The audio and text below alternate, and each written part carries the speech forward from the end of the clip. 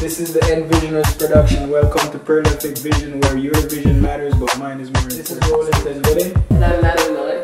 Today's show is about unemployment in the GTA, because that's where we live.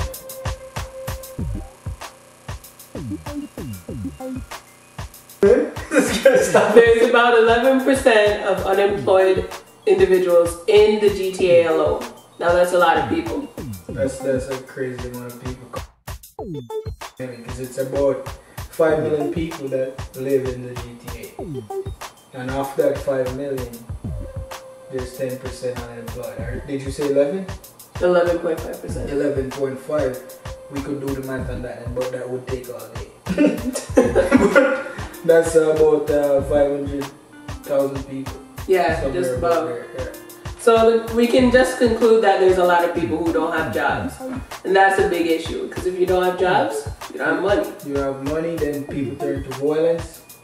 And we see where that is also affecting the city. That's right. Of late. That's right. Since the recession. That's right. So what do you think the government is doing about this recession right now? Or about the unemployment rate, sorry? I don't think that the government is putting a lot of effort into making sure that we come up with a sound solution. So I'm just going to read a little bit about what the Toronto Star is saying about this issue.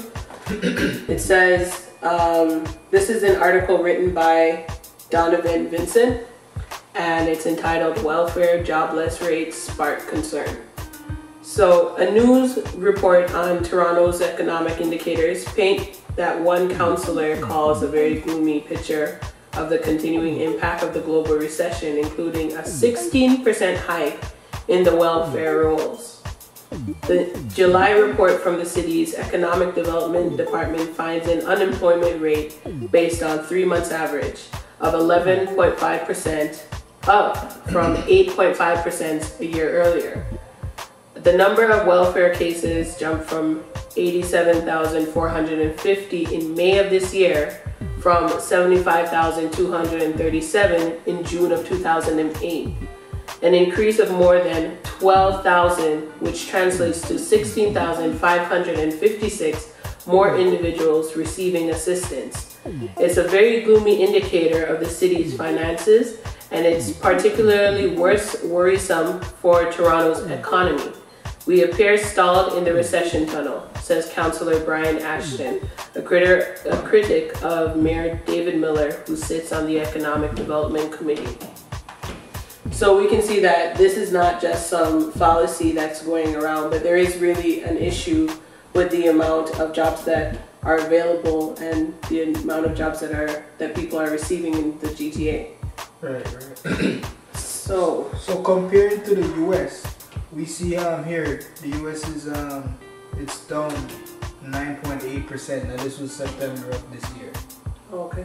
So I guess we could say it's affecting the US just as much, even though it's a bigger population, so we have more people.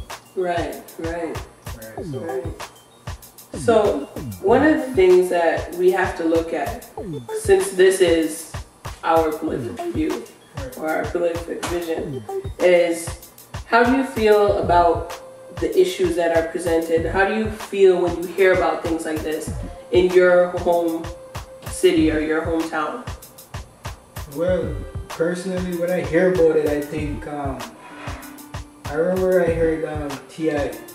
He made this quote. He was saying his grandpa told him that whenever you see somebody trying to do something to make money, you should. It doesn't matter what it is. You should never try to down them or tell them not to do it, because him or her doing that takes that person away from like robbing you as a person, right? Who does stuff to help yourself.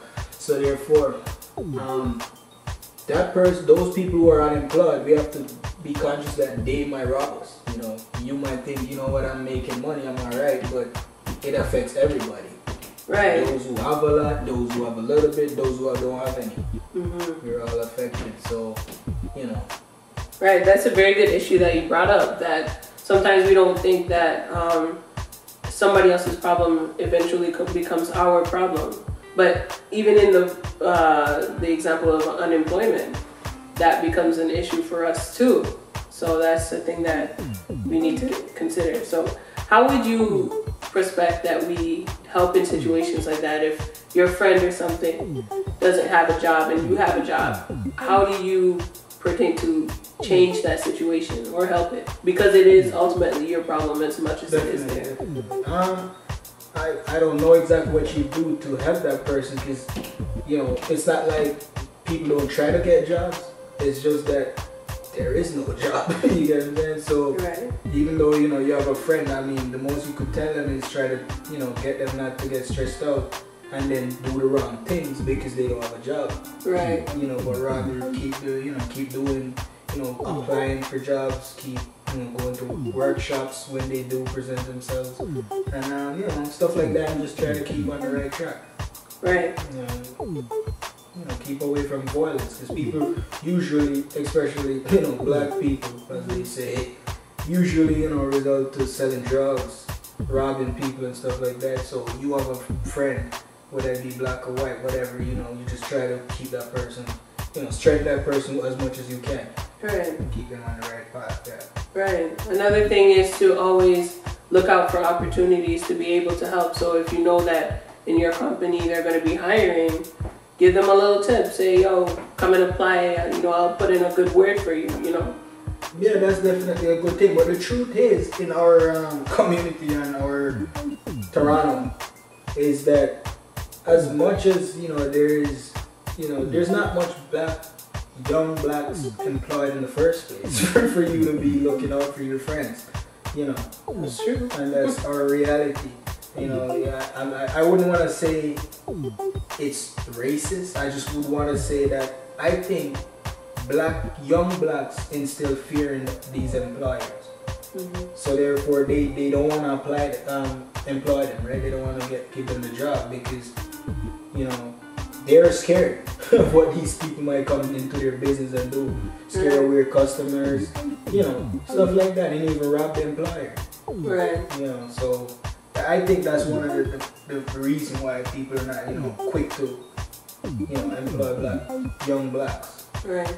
And I just want to say that shouldn't be an issue for you to not, or rather an excuse for you to not go out there and apply. One of the biggest things is that we don't go out there and make a change. We don't go out there and get our resumes sent out. It's one thing to send out your resumes and not get a response. But if you're not even sending out your resumes, then there's no response. You can't expect a response. Exactly. Right? So you definitely have to just keep trying, man. And know that the other people are gonna try twice. You must try 4 times harder. You just do what you gotta do. Make yourself presentable and follow the rules. And don't rob the people when you get the job, man, because that's just gonna make it worse for your buddy and whoever else who's trying to get a job. Right. So definitely that shouldn't even be a part of the equation. Right. Exactly. All right. So here's a couple of tips so that when you actually do get called for the interview, you can think about these ways in order to get you past that interview. All right. Tip number 1 is be confident. Your first impression is your only impression. Right. So you must remember that. Tip 2 is act as if you are what you believe. So if you believe that you're the best, act like you're the best. All right. Number 3 is know the company. Don't apply to Burger King if you've never eaten there. Right? If you only go to McDonald's, don't apply to Burger King because you don't know about the business, right? Right. And tip number 4 is be prepared.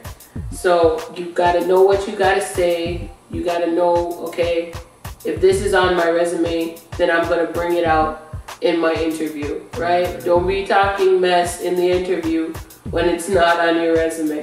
All right? Right. And tip number 5 is ask for the job. You get what you ask for.